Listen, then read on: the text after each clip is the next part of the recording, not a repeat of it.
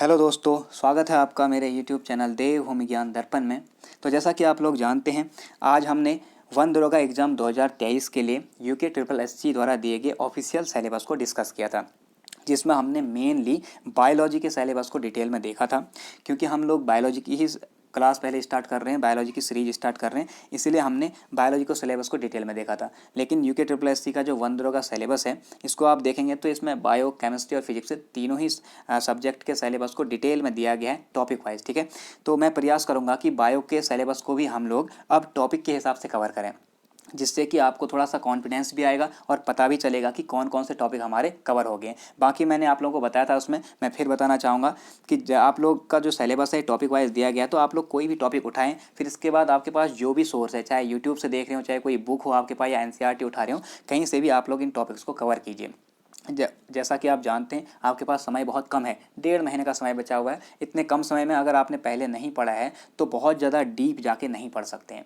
तो एनसीईआरटी की छोटी सी बुक्स हैं, उनमें कम डेटा दिया है, तो जल्दी जल्दी में आप लोग एक दिन में 2 या 3 चैप्टर करके उसे दोनों बुक्स को कवर कर सकते हैं। या फिर आप लोग क्या करें कि कहीं पे आपको अच्छी वीडियोज़ मिल जाती हैं तो वहाँ से कर सकते हैं, या फिर जो वीडियोज़ मैं दे रहा हूँ इसमें बायो को मेनली मैं कवर करूँगा जल्दी से जल्दी, तो इसको भी आप लोग फॉलो कर सकते हैं। तो चलिए स्टार्ट करते हैं और देखेंगे कि कौन सा टॉपिक हम यहाँ पे पढ़ रहे हैं। अगर आपको वीडियो पसंद आती हैं तो वीडियोज़ को ज़्यादा शेयर कीजिए, लाइक कीजिए। चैनल पे अगर पहली बार आए हैं तो चैनल को सब्सक्राइब कीजिए, बेल आइकन को दबाइए, जिससे कि आपको लेटेस्ट नोटिफिकेशन मिलते रहें। तो चलिए आगे बढ़ते हैं। आज की वीडियो में हम लोग बात करने वाले हैं आपका ये सिलेबस का एक टॉपिक, जो कि यहाँ पर दिया गया है हेरिडिटी एंड एवोल्यूशन, और इसमें आपका टॉपिक दिया है origin of life, a brief introduction. ठीक है, तो हमने जीवन की उत्पत्ति कैसे हुई, कैसे जीव बने, इसके बारे में एक छोटा सा इंट्रोडक्शन यहाँ पे देखना है। तो यह छोटा सा ही टॉपिक मैं लेके आया हूँ और ये वीडियो भी आपकी छोटी सी बनेगी। तो इसमें हम लोग डिटेल में डिस्कस करेंगे कि कैसे लाइफ का यहाँ पे ऑरिजिन हुआ। ठीक है, मेन फैक्ट जो पूछे जा सकते हैं उसको कवर करेंगे। और यहाँ पे मैंने सिलेबस की फोटो इसलिए डाली है ताकि आप लोगों को पता चल सके कि हम कहाँ पे चल रहे हैं। ठीक, इसलिए आप लोग सिलेबस को डाउनलोड करो या सिलेबस को प्रिंट आउट करा लो और उसमें आप लोग टिक करते जाएँ। तो चलिए स्टार्ट करते हैं। देखिए यहाँ से क्या क्या चीज़ें बन सकती हैं। सबसे पहले हम देखेंगे जीव विज्ञान। देखिए इससे पहले भी मैंने एक वीडियो डाली है, लेकिन एनसीईआरटी के चैप्टर के हिसाब से डाली है। तो उसमें पहला चैप्टर जो बायोलॉजी का है वो सेल ही है, तो उसमें भी हमने पढ़ लिया। उसे आप लोग पहले देख लें, उसके बाद आप लोग इसे देखें, और सीक्वेंस वाइज पढ़ने की कोई आवश्यकता नहीं। बस आपने जो टॉपिक कवर करने और एग्जाम में वहाँ से रिलेटेड जो क्वेश्चन आते हैं उन्हें बनाना है। ठीक है, तो देखिए पहला है, यहाँ पे हम देखेंगे जीव विज्ञान। जीव विज्ञान को इंग्लिश में कहा जाता है आपका बायोलॉजी। अब होता क्या है, इसको हम थोड़ा सा डिटेल में देख लेते हैं। विज्ञान की वह शाखा जिसके अंतर्गत जीवधारियों का अध्ययन किया जाता है। ठीक है, जीवधारी कहने का अर्थ हुआ जिनमें जीवन पाया जाता है। जीवन किस में होता है, किस में नहीं, यानी कि सजीव और निर्जीव के बारे में हम कल भी बात कर चुके हैं, आगे भी बात करेंगे। ठीक है, तो जीवधारियों का अध्ययन जिस शाखा के अंदर किया जाता है उसी को जीव विज्ञान कहा जाता है। यहाँ से इंपॉर्टेंट फैक्ट आपका बन सकता है, इंपॉर्टेंट क्वेश्चन आ सकता है। जीव विज्ञान शब्द का सर्वप्रथम प्रयोग किसने किया, तो ये किया था आपका लेमार्क तथा ट्रेविरेनस ने। ठीक है, तो Lamarck and Treviranus used the term biology at first. ठीक है, तो ये ध्यान में रखना, कब किया है, 1802 में, 1802 ईस्वी में इनने प्रयोग किया था। तो ये भी फैक्ट याद रखेंगे। अब देखिए जो जीव विज्ञान है यानी कि बायोलॉजी, इसका अर्थ क्या हुआ, तो बायोलॉजी आपका 2 ग्रीक शब्दों से मिलकर बना हुआ है। कौन कौन से हैं, पहला है आपका बायोस, जिसका अर्थ होता है लाइफ या जीवन, और दूसरा है आपका लॉगस। लॉगस शब्द आपका कहीं भी आता है, यानी कि लॉगस का जो बनता है वो बनता है, लॉगस से बना है आपका क्या, लॉजी। लॉगस से क्या बना है, लॉजी। तो लॉजी शब्द आपको कहीं भी किसी भी टर्म में दिखाई देता है तो समझ लेना कि लॉजी का मतलब होगा क्या, स्टडी यानी कि अध्ययन करना। उसके आगे जो भी लगा होगा उसके आधार पे आप बता सकते हैं कि अध्ययन किस चीज़ का हो रहा है। जैसे आपका लिखा है यहाँ पे बायोस का। ठीक है, तो बायोस का लॉगस यानी कि बायोलॉजी पढ़ रहे हैं, तो बायोस मतलब होता है जीवन, लॉगस यानी कि लॉजी मतलब होता है आपका स्टडी या अध्ययन। ये दोनों ही शब्द कैसे हैं, आपके ग्रीक शब्द हैं। ठीक है, तो ये ध्यान में रखना। सर्वप्रथम प्रयोग पूछा जा सकता है किसने किया था, लेमार्क और ट्रेविरेनस ने। आगे देखें, अध्ययन की सुविधा हेतु जीव विज्ञान को 2 शाखाओं में बांटा जाता है भैया। जीव विज्ञान के अंतर्गत हम जीवों का अध्ययन कर रहे हैं जिनमें जीवन पाया जाता है। तो मेनली जिसमें जीवन पाया जाएगा या तो कोई जानवर होगा, कोई जंतु होगा। ठीक है, जंतु मतलब आप लोग भी आएंगे, यानी कि प्राणी की बात कर रहे हैं। और दूसरा वो कोई प्लांट हो सकता है, क्योंकि प्लांट में भी जीवन है। और सबसे पहले किसने कहा था पौधों में जीवन है, जगदीश चंद्र बसु ने। ठीक है, जो कि एक भारतीय वैज्ञानिक थे, वनस्पति विज्ञानी थे। तो इन्होंने बताया था कि पौधों में भी जीवन होता है, क्योंकि उनमें बहुत सी ऐसी क्रियाएं हैं जो सजीवों से मैच कर रही हैं। तो आप लोग जान सकते हैं, आप लोग समझ सकते हैं कि पौधों में और जंतुओं में दोनों में ही जीवन है, इसलिए इन्हीं दोनों का हमने अध्ययन करना है जीवन के अध्ययन के अंतर्गत, यानी कि बायोलॉजी के अंदर। ठीक है, तो इसलिए बायोलॉजी की को अध्ययन की सुविधा से 2 भागों में बांटा है, वनस्पति विज्ञान और जंतु विज्ञान। वनस्पति विज्ञान को कहा जाता है आपका बॉटनी, और जंतु विज्ञान को कहा जाता है आपका जूलॉजी। ठीक है, अब देखिए यहाँ से रिलेटेड कुछ महत्वपूर्ण फैक्टर पूछे जा सकते हैं। पहला है आपका वनस्पति विज्ञान का जनक किसे कहा जाता है, अर्थात फादर ऑफ बॉटनी किसे कहा जाता है। तो ये थे आपके थियोफ्रेस्टस, जिन्हें वनस्पति विज्ञान का जनक कहा जाता है। इनकी जो पुस्तक है वो आपके हिस्टोरिया प्लांटेरम, और इसमें इन्होंने बहुत सारे पादप प्रजातियों के बारे में, उनमें श्वसन कैसे होता है, उत्सर्जन कैसे होता है, या फिर अन्य क्रियाएं कैसे हो रही हैं उसके बारे में लिखा हुआ है। ठीक है, तो हिस्टोरिया यानी कि हिस्ट्री यानी इतिहास, और प्लांटेरम यानी कि प्लांट अर्थात पादप। ठीक है, तो पादपों की हिस्ट्री यहाँ पे लिखी हुई है। तो आपसे क्वेश्चन बन सकता है हिस्टोरिया प्लांटेरम बुक किसकी है, तो थियोफ्रेस्टस की। फादर ऑफ बॉटनी किसे कहा जाता है, थियोफ्रेस्टस को। नेक्स्ट देखें, फादर ऑफ बॉटनी देख लिया, तो आपसे पूछा जा सकता है कि फादर ऑफ जूलॉजी किसे कहा जाता है, यानी कि जंतु विज्ञान का जनक किसे कहा जाता है। तो ये ध्यान रखना, जंतु विज्ञान हो या फिर जीव विज्ञान हो, संपूर्ण, ठीक है, दोनों का, तीनों का, सबका। तो जंतु विज्ञान का जनक किसे कहा जाएगा, यह है आपका एरिस्टोटल, यानी कि जिसे हिंदी में हम कहते हैं अरस्तु। ठीक है, तो अरस्तु की पुस्तक है हिस्टोरिया एनिमेलियम। जैसे इनका था हिस्टोरिया प्लांटेरम, इनके हिस्टोरिया एनिमेलियम। इसमें इन्होंने लगभग 500 प्रकार के जंतु प्रजातियों का अध्ययन किया हुआ है। ठीक है, और उसके बारे में लिखा है। तो ये क्वेश्चन बन सकता है किसकी पुस्तक है, हिस्टोरिया एनिमेलियम, अरस्तु की, और इन्हें कहा जाता है जंतु विज्ञान का जनक। इसी प्रकार जंतु विज्ञान के साथ साथ जीव विज्ञान, जिसके अंदर आपका बॉटनी एंड जूलॉजी दोनों ही आएंगे, इनका जनक कहा जाता है सम्मिलित रूप से अरस्तु को ही। ठीक है, क्योंकि जीवों के बारे में अध्ययन करना सबसे पहले शुरू किया था अरस्तु ने। अब देखते हैं जीवन की उत्पत्ति, जो कि आपका मेन टॉपिक है, ओरिजिन ऑफ लाइफ। ये आपका दिया हुआ है, इसकी एक ब्रीफ हिस्ट्री पढ़ने के लिए उसने कहा हुआ है। तो इसको हम देख लेते हैं, यहाँ से क्या क्या महत्वपूर्ण फैक्ट है उन्हें कवर कर लेते हैं। ठीक है, तो देखिए पहला फैक्ट है ओरिजिन ऑफ लाइफ, यानी कि जीवन कैसे शुरू हुआ। भैया पहला जीव कौन सा बना होगा।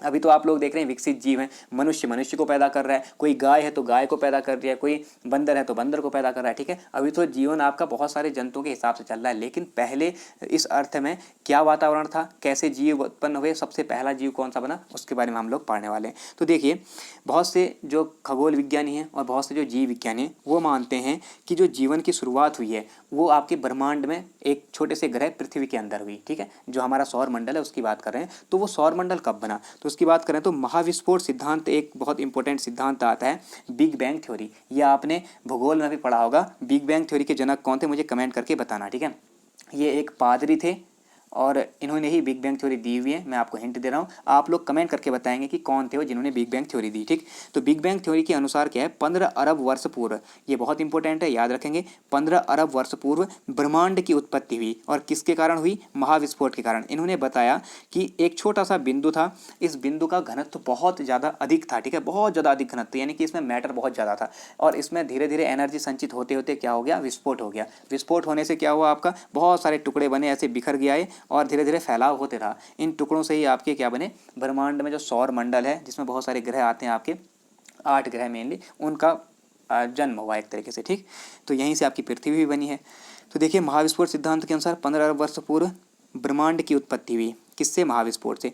सौर मंडल का विकास लगभग 4.6 अरब वर्ष पूर्व हुआ, जिसके फलस्वरूप आपका एक ज्वलित गैसीय पिंड के रूप में या फिर जलित गैसीय पिंड से पृथ्वी की उत्पत्ति हुई। माना जाता है कि पृथ्वी आपका सूर्य का ही हिस्सा है, लेकिन एग्जैक्ट आप लोग ऐसा नहीं कह सकते। जो महाविस्फोट हुआ इसमें आपका बहुत ज़्यादा मात्रा में एनर्जी निकली होगी, सब पूरा का पूरा पिघल गया, लावा बन गया। ठीक है, तो उसमें एनर्जी जो निकली उससे बहुत सारा यहाँ पे टुकड़े टुकड़े बिखर गए। तो इन्हीं टुकड़ों में से एक टुकड़ा आपका पृथ्वी भी होती होगी, और जो कि अपने आप में क्या होगा, शुरुआत में जलता हुआ आग का गोला। यहाँ पे कुछ नहीं होगा, सिर्फ क्या होगा, पिघला हुआ लावा। ठीक है, और वो लावा इकट्ठा हुआ है, ये मान लीजिए। आप सोचिए उस लावा में जीवन कैसे हो सकता है, संभव ही नहीं है। तो धीरे धीरे जब वो ठंडा हुआ तब यहाँ पे जीवों की उत्पत्ति होती है, और कैसे होती है हम देखेंगे। तो याद रखना, अगर आपसे पूछा जाता है पृथ्वी की उत्पत्ति कब हुई है, तो 4.6 अरब वर्ष पूर्व, या सौर मंडल का विकास कब हुआ है, तो 4.6 अरब वर्ष पूर्व। क्यों, क्योंकि सौर मंडल का ही हिस्सा है पृथ्वी। आगे देखिए, इसके बाद 4.6 अरब वर्ष के बाद 0.6 अरब वर्ष पूर्व इस गैसीय पिंड से, अर्थात जो पृथ्वी है, इस गैसीय पिंड के ऊपर भूपटल नामक एक परत का निर्माण हुआ। ठीक है, ये पूरा गैसीय पिंड था, गैसों बहुत ज़्यादा गैसें थी, क्योंकि आप लोगों ने देखा होगा कि ये आग का गोला था पूरा, तो इससे गैस उठ रही थी। कौन कौन सी गैसें इस पे थी उसके बारे में हम आगे देखेंगे। तो इससे भूपटल का निर्माण हुआ, उसके ऊपर एक परत जैसी बनने लगी। ठीक है, तो इस जो ये भूपरत का निर्माण हुआ, इस काल को कहा गया आपका अजीवी महाकल्प। क्यों, क्योंकि यहाँ पे कोई भी जीवन संभव नहीं था तब। कोई जीव नहीं था, इसलिए इसे अजीवी कहा गया, अर्थात एजोइक ईरा इसे कहा जाता है। इसके बाद आएगा आपका जीवी महाकल्प, जहाँ पे जीवन संभव हो पाया, जीवन की उत्पत्ति शुरू हुई। ठीक है, तो भूपटल की स्थापना से लेकर आज तक के पृथ्वी के इतिहास को जहाँ की जीवन उत्पन्न हुआ और धीरे धीरे विकास होता गया, उसे जीवी महाकल्प यानी कि जोइक ईरा कहा जाता है। ठीक है, जैसे आपने पेलियोजोइक सुना होगा, ठीक है, आर्कियोजोइक सुना होगा, तो जोइक ईरा किसे कहा जाता है, जिसमें जीवन शुरू हो गया।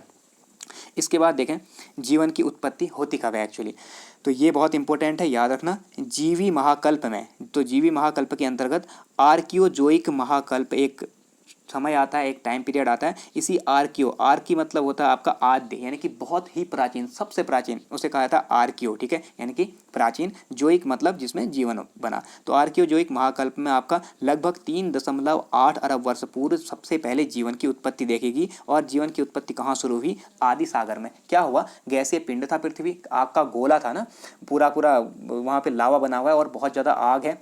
इस आग के गोले से लगातार गैसेज उठी, गैस ऊपर गई, लेकिन गुरुत्वाकर्षण बल ने उन्हें रोक दिया, बाहर नहीं जाने दिया। तो उनसे क्या बना, बहुत ज़्यादा बादल बनने लगे, बादलों का आवरण बनने लगा। लाखों करोड़ों अरबों वर्ष लगे और अरबों वर्षों में वो धीरे धीरे धीरे पृथ्वी ठंडी होती गई और वो जो गैसेज ऊपर उठी थी वो भी संघनित होकर उनमें कंडेंसेशन हुआ, आपस में टकराई, तो संघनन से क्या हुआ, उनकी एनर्जी लॉस हुई। एनर्जी लॉस होने से वो बारिश बन के नीचे बरसी और लाखों सालों तक लगातार बारिश होती गई। इस वजह से क्या हुआ, गर्म पृथ्वी में ठंडा पानी पड़ा, फिर भाप उठी ऊपर, फिर बादल बने, फिर बारिश हुई। तो ऐसे करके लाखों सालों तक बारिश लगातार होती गई। तो इस वजह से ही आपका इतना बड़ा समुद्र बन गया और आपका जो पृथ्वी है धीरे धीरे ठंडी होने लगी। लेकिन गर्म पृथ्वी में जब पानी बरसा होगा तो पानी उबलने लगा। ठीक है, तो पानी उबलने लगा तो जो उस टाइम सागर बना उबलते हुए जल का, उसी को कहा गया आदि सागर। और इस उबलते जल में ही, आप लोग यकीन नहीं करेंगे, इसी उबलते जल में आपका जीवन शुरू हुआ, जीवन की उत्पत्ति हुई। ठीक है, तो आगे देखते हैं कैसे हुई, पूरा हम डिटेल में देखेंगे। जीवन की उत्पत्ति के संबंध में सबसे आधुनिक, विस्तृत और सर्वमान्य जो सिद्धांत है, सर्वमान्य जो परिकल्पना है, वो दी थी आपकी AI ओपेरिन ने। ठीक है, ओपेरिन का सिद्धांत आता है। ओपेरिन के सिद्धांत को इनने किस पुस्तक में दिया, ये क्वेश्चन बन चुका है पहले, तो ध्यान रखना कि जीवन की उत्पत्ति के संबंध में सबसे ज़्यादा मान्य थ्योरी कौन सी है, सबसे आधुनिक और विस्तृत और मान्य परिकल्पना, यह है आपकी AI ओपेरिन की परिकल्पना, जो कि इन्होंने सन 1924 में दी थी। और किस पुस्तक में दी थी, पुस्तक का ही नाम रख दिया था इनने, द ओरिजिन ऑफ लाइफ। सीधे क्वेश्चन बना हुआ था यहाँ से, द ओरिजिन ऑफ लाइफ पुस्तक किसने लिखी थी, तो ये थी आपकी AI ओपेरिन की। ठीक है, अब ओपेरिन ने परिकल्पना दे दी भैया, यहाँ सिद्धांत नहीं लिखा है। ठीक है, यहाँ पे परिकल्पना लिखी है, यानी कि इनने ऐसा एज्यूम कर लिया कि भाई ऐसा ऐसा हुआ होगा और इसलिए जीवन की उत्पत्ति हुई होगी। बट इसको प्रूफ भी तो करना था, लेकिन ये प्रूफ नहीं कर पाए। ठीक है, तो प्रूफ करते हैं दूसरे वैज्ञानिक। कौन थे वो, आपने स्टैनले मिलर का एक्सपेरिमेंट देखा होगा, तो उसके बारे में हम बात करेंगे। देखिए ओपेरिन ने क्या सिद्धांत दिया था। ओपेरिन के अनुसार जीवन की उत्पत्ति कार्बनिक पदार्थों के रासायनिक उद्विकास यानी कि ऑर्गेनिक एवोल्यूशन के फलस्वरूप हुई। तो ये मानते थे कि निर्जीव चीज़ों से सजीव बने हैं। इन्होंने कभी नहीं माना कि पहले कोई सजीव कोशिका थी और उसी से अगली कोशिका बनी। इन्होंने कहा कि भैया अभी तो सजीव कोशिका से अगली कोशिका बन रही है, ठीक है, मनुष्य मनुष्य को पैदा कर रहा है, कोई जंतु है तो उसी टाइप के जंतु को पैदा कर रहा है। लेकिन जब जीवन शुरू ही नहीं हुआ था, पृथ्वी एक आग का गोला थी, तो उसमें तो कोई सेल थी ही नहीं, तब नई सेल कैसे बनी। तो इन्होंने सीधी बात मानी कि भैया जो कार्बनिक पदार्थ हैं, जिनमें जीवन नहीं था, बिल्कुल निर्जीव पदार्थ थे, उन निर्जीव पदार्थों के आदि सागर के गर्म जल में लगातार उबलने के कारण आपस में संयोजन हुआ और उनसे कुछ कंपाउंड बने और उन कंपाउंडों से आपका क्या बना, यहाँ पे जीवन शुरू हो गया, यानी कि सेल बन गई। कैसे बनी देखते हैं। तो देखिए ओपेरिन के सिद्धांत के जो महत्वपूर्ण बिंदु हैं उनको देख लेते हैं, कैसे जीवन बना। तो ओपेरिन कहते हैं कि पृथ्वी का जो प्रारंभिक वातावरण था, जब यहाँ पे धीरे धीरे बारिश हुई, पृथ्वी ठंडा होना शुरू हुई और आदि सागर बन गया, यानी कि सागर जो था उसका गर्म जल, उबलते हुए जल का एक समुद्र बन गया। ठीक है, पृथ्वी गर्म थी, उसमें पानी बरसा तो पानी भी उबलने लगा, क्योंकि लावा थी ना पृथ्वी। तो इस आदि सागर का जो तापमान था, यानी कि पृथ्वी के जो वातावरण का तापमान था, वो 3000 से 6000 डिग्री सेंटीग्रेड था। ये महत्वपूर्ण है, याद रखना। ठीक है, दूसरा देखिए यहाँ पे गैसीय अवस्था में मौजूद रासायनिक तत्व कौन कौन से थे इस समय पर, क्योंकि सारी गैसेज थी। कौन कौन सी थी, ये बहुत ज़्यादा महत्वपूर्ण है, याद रखेंगे। Hydrogen, carbon, nitrogen, phosphorus. ठीक है, जो कि एक तरीके से जीव द्रव्य, अभी जो वर्तमान में आप लोग देखें, कोई भी सजीव उठा लें, उसकी कोशिका को उठा लें, उसकी कोशिका के अंदर जो द्रव्य पाया जाता है, कोशिका होती है, इसमें बहुत सारे अंग होते हैं और ये प्लाज्मा झिल्ली हमने देखा था, इसके अंदर जो आपका मटेरियल भरा हुआ है, ये मटेरियल में आपके यही पदार्थ सारे पाए जाते हैं। तो आप कह सकते हैं कि जो उस टाइम पे आपका आदि सागर था, उसमें ये पदार्थ बहुत ज़्यादा थे गैसेज में, और यही आपका जल बन के आदि सागर में रहे होंगे। तो इनके उबलने से, आपस में संयोजन से ही आपका इस टाइप की कोशिकाएं बन गई। ठीक है, तो ये चीज़ ध्यान रखना, कौन कौन से थे, हाइड्रोजन, कार्बन, नाइट्रोजन, फास्फोरस। ठीक है, ये मेन थे 4। इसके बाद देखें आदि वायुमंडल औपचारिक प्रकृति का था। तो ये क्वेश्चन पहले बना हुआ है। ठीक है, ये आईएएस में पूछा गया क्वेश्चन है कि जो आपका आदि वायुमंडल था उसकी प्रकृति क्या थी।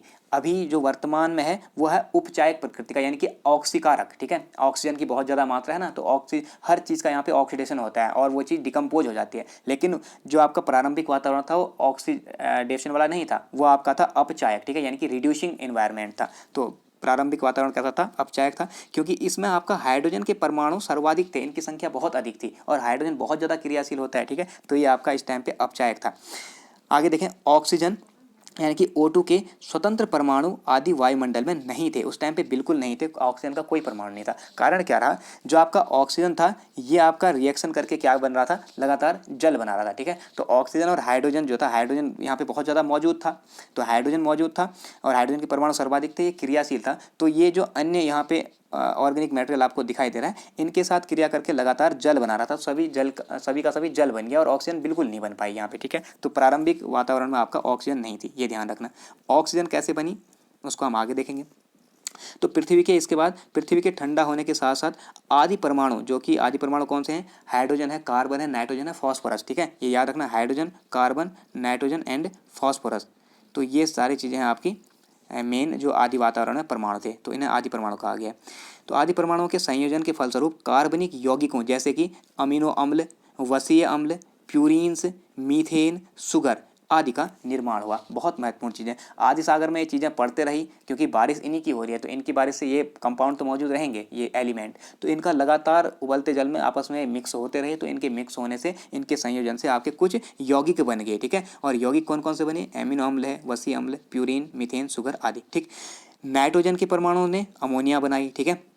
इन्हीं कार्बनिक यौगिकों के निर्माण के फलस्वरूप आपका जीवन की उत्पत्ति हुई, यानी कि ऐसी कोशिकाएं बन गई। अब कोशिकाएं क्या बनी, जल लगातार उबल रहा है और ये कार्बनिक पदार्थों से मौजूद हैं, तो ये आपस में मिले, इनने क्या बनाया, एमिनो अम्ल जैसे कंपाउंड बना दिए, वसीय अम्ल बनाए, तो ये आपस में ऐसे ऐसे इकट्ठा होने लगे। इकट्ठा जो मटेरियल हुआ, इस मटेरियल को सुरक्षा देने के लिए इनने अपने आसपास क्या कर लिया, उबलता जल है तो ये सब नष्ट भी हो रहे होंगे, तो इसने क्या किया, अपने चारों ओर एक लेयर बना दी छोटी सी, इस लेयर को अभी वर्तमान में हम प्लाज्मा झिल्ली कहते हैं। तो ये लेयर बनी और इसके अंदर ये मटेरियल संचित हो गया, फिर इसके बाद ऐसा ही दूसरा बना, उसके अंदर भी मटेरियल बना और लेयर बनी, तो ऐसे करके बहुत सारी कुछ कोशिकाएं टाइप की संरचना बनी। और बाद में ये लगातार लाखों वर्षों तक सूर्य के कांटेक्ट में रही। तो सूर्य के कांटेक्ट में इन्होंने खुद को जीवित रखने के लिए क्या किया, एक प्रक्रिया शुरू की, एक क्षमता विकसित की, वो क्षमता थी प्रकाश संश्लेषण करने की। और प्रकाश संश्लेषण सूर्य के प्रकाश में ही इसलिए होता है अभी भी, ठीक है। तो प्रकाश संश्लेषण किया और अपने लिए भोजन बना के खुद को जीवित रखना सीख लिया। लेकिन जब इनने भोजन बनाया प्रकाश की उपस्थिति में, तो उससे क्या हो गया, आपका ऑक्सीजन गैस मुक्त हुई, और इसी ऑक्सीजन के कारण जो आपका आदि वातावरण अपचायक प्रकृति का था, अब वह बन गया आपका ऑक्सीकारक, ठीक है। यानी कि ऑक्सीजन की अब मात्रा बढ़ने लगी, अन्य गैसों की मात्रा सीमित होने लगी, ठीक है। तो इस प्रकार आपका ऐसी कोशिकाएं बनी जिनने अपने को जीवित रखना सीख लिया। फिर इनका मटेरियल था और इनमें एनर्जी भी बन रही थी, तो बाद में इनने डिवीजन करके अलग और सारी कोशिकाएं बनाना शुरू कर दिया। तो इस प्रकार यहाँ पे जीवन शुरू हो गया। तो जीवन शुरुआत में आपकी जो ऑर्गेनिज्म थे वो कैसे बने होंगे, केवल एक कोशिकीय है, ठीक है, जिनमें की प्रकाश संश्लेषण की क्षमता थी।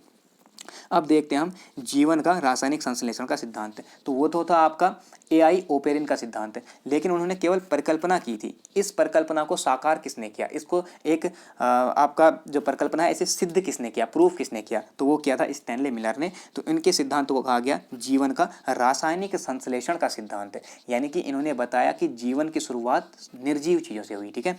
और ये जो ओपेरिन ने कहा था वो बिल्कुल सही था करके, ठीक। तो सन 1955 में, उन्होंने 1924 में दिया था, याद रखना। सन 1955 में अमेरिकी वैज्ञानिक थे आपका स्टैनले मिलर। इन्होंने ओपेरिन की परिकल्पना को एक प्रयोग के द्वारा सिद्ध कर दिया, ठीक है। ये आपके एआई ओपेरिन के ही स्टूडेंट थे। तो उन्होंने बाद में 1955 में क्या किया, एक प्रयोग करके इस बात को सिद्ध कर दिया, इस परिकल्पना को, कि जीवन की शुरुआत निर्जीव चीज़ों से हुई है, ठीक है। तो देखिए इनने क्या प्रयोग किया, स्टैनले मिलर ने जीवन की उत्पत्ति संबंधी ओपेरिन की परिकल्पना को सिद्ध करने के लिए जो प्रयोग किया, उसमें निम्नलिखित चीज़ें इनने सम्मिलित की। पहली थी मीथेन गैस, क्योंकि उस टाइम पे जो शुरुआती वातावरण था वैसा वातावरण इनने यहाँ पे डेवलप करने की कोशिश की थी, और इसके लिए इन्होंने वही चीज़ें उठाई जो शुरुआती वातावरण में ओपेरिन ने बताई थी, ठीक है।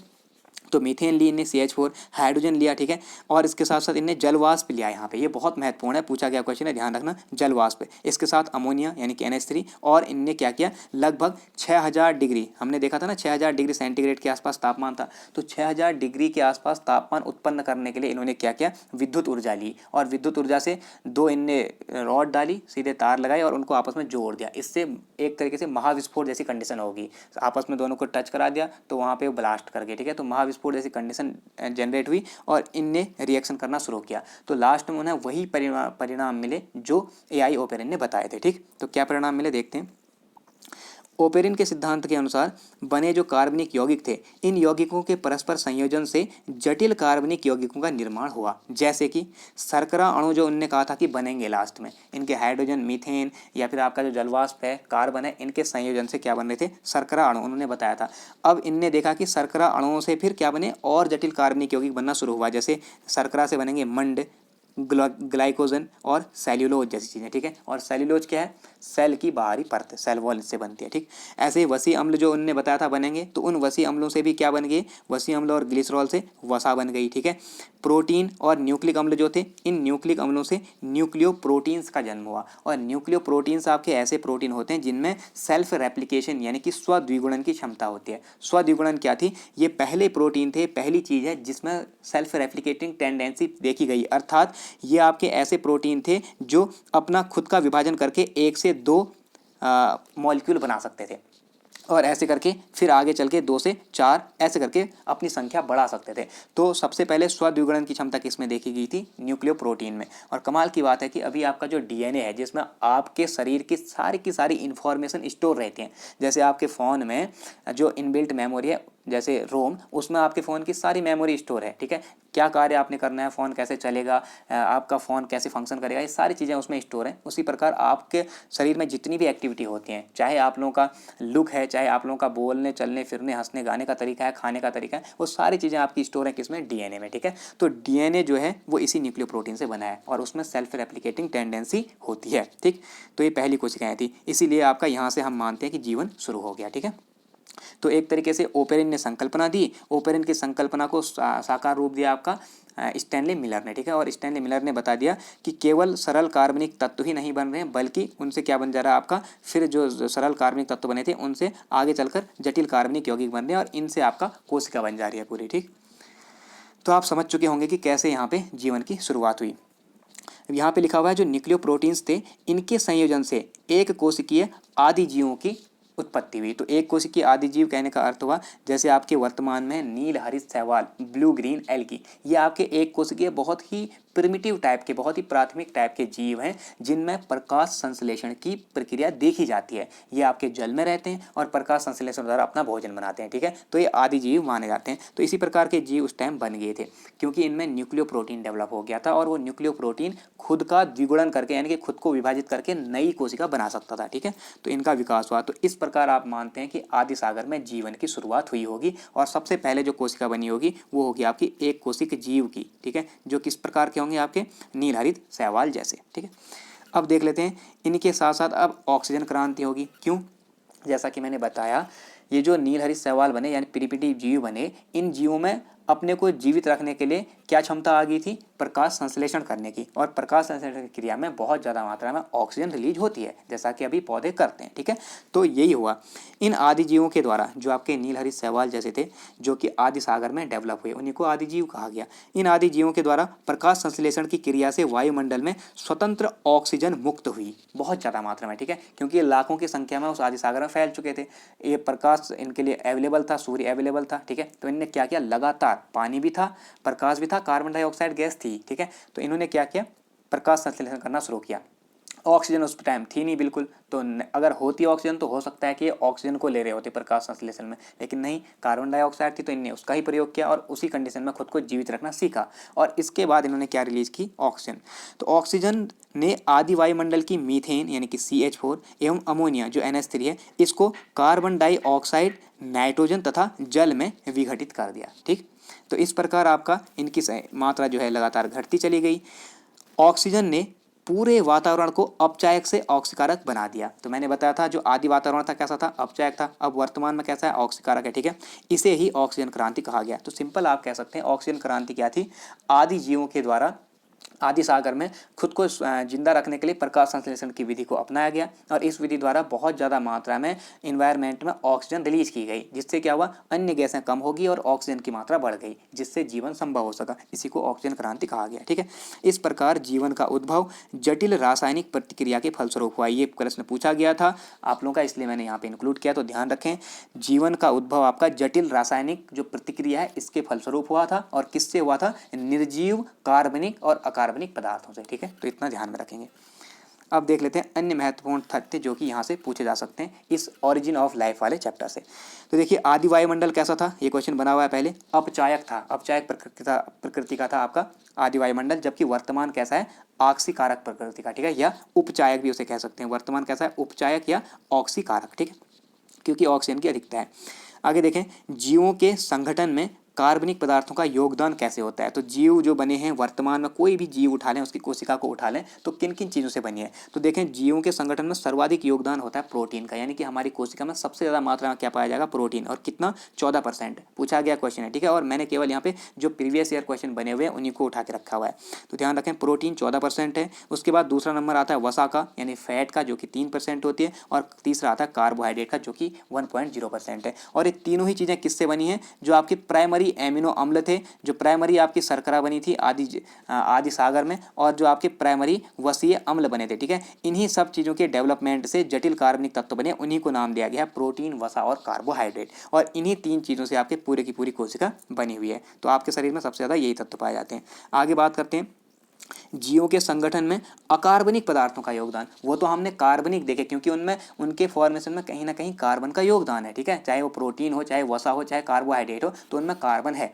लेकिन अकार्बनिक पदार्थों का योगदान देखें तो अकार्बनिक पदार्थ क्या होते हैं, यानी कि इनऑर्गेनिक सब्सटेंस, तो ऐसे पदार्थ जिनमें कार्बन नहीं सम्मिलित होती है। ठीक है, तो कार्बन के अदर फैक्टरों से बने हैं, यानी कि जिनमें कार्बन नहीं है बल्कि अन्य तत्वों से बने हैं, तो उन्हें कहा जाता है अकार्बनिक। जैसे आपका है जल, जल क्या होता है, इसका सूत्र आपने पढ़ा होगा H2O, तो इसमें कार्बन कहाँ है, इसमें हाइड्रोजन है और ऑक्सीजन है। ठीक है, तो जिनमें कार्बन नहीं होगा उन्हें कहा जाएगा अकार्बनिक पदार्थ या इनऑर्गेनिक सब्सटेंस। जबकि कार्बनिक पदार्थ जिनमें कार्बन होगी, जैसे मीथेन है CH4। ठीक है, कार्बोहाइड्रेट है, कार्बन हाइड्रोजन एंड ऑक्सीजन से मिलकर बनता है CHO। ठीक है, तो अकार्बनिक पदार्थों का योगदान देखें तो सबसे ज़्यादा मात्रा में आपका पाया जाता है जल आपके शरीर में, जो कि 80% के आसपास है।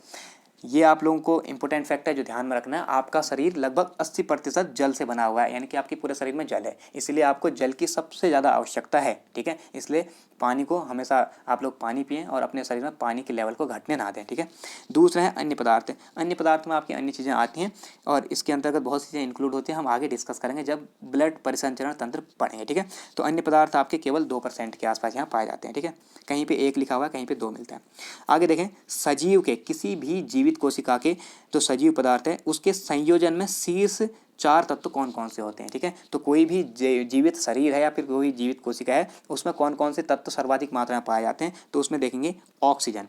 ठीक है, अभी तो हमने कार्बनिक और अकार्बनिक की बात की थी, अब हम जीव तत्वों को देखते हैं कौन से तत्व यानी कि एलिमेंट उसमें पाए जाते हैं। तो सबसे ज़्यादा मात्रा में पाई जाती है शरीर में ऑक्सीजन, जो कि 65% है। दूसरा कार्बन पाया जाता है तत्व, जो कि 18.5% के आसपास। तीसरा पाया जाता है तत्व हाइड्रोजन, और चौथा नाइट्रोजन। ये क्वेश्चन बना हुआ था कि सीक्वेंस में अरेंज कीजिए। ठीक है, तो इसलिए मैंने यहाँ इंक्लूड किया है। तो शीर्ष 4 तत्व हैं oxygen, carbon, hydrogen and nitrogen. ठीक है, तो इन्हें आप ऐसे ही याद रखेंगे।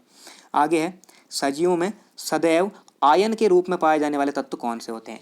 इन तत्वों का जो पूरा प्योर रूप है एलिमेंट के रूप में वो नहीं मिलता है, ये तत्व हमेशा आयन के रूप में मिलते हैं। आयन कहने का मतलब है कि इनकी जो वैलेंसी है वो हमेशा अपूर्ण होगी या अतिरिक्त होगी, यानी कि इनमें या तो नेगेटिव का चिन्ह होगा या आपका पॉजिटिव का चिन्ह होगा। ठीक है, जैसे K पॉजिटिव है या Mg++ है, इस टाइप के। तो ये आपका जो प्लस या नेगेटिव में रहते हैं इन्हें कहा जाता है आयन, और ये आपके ब्लड के साथ साथ चलते रहते हैं। तो आपके शरीर में आयन के रूप में पाए जाने वाले तत्व कौन से होते हैं, बहुत महत्वपूर्ण प्रश्न है, पूछा गया है, ध्यान रखना। सबसे ज़्यादा मात्रा में सोडियम होता है, यानी कि जिसे कहा जाता है Na+। ठीक है, सोडियम। दूसरा आपका पोटेशियम K+। ठीक, ऐसे ही आपका तीसरा है मैग्नीशियम Mg++, इसको कहा जाता है आपका Mg++। यहाँ पे मैंने संकेत भी लिखे।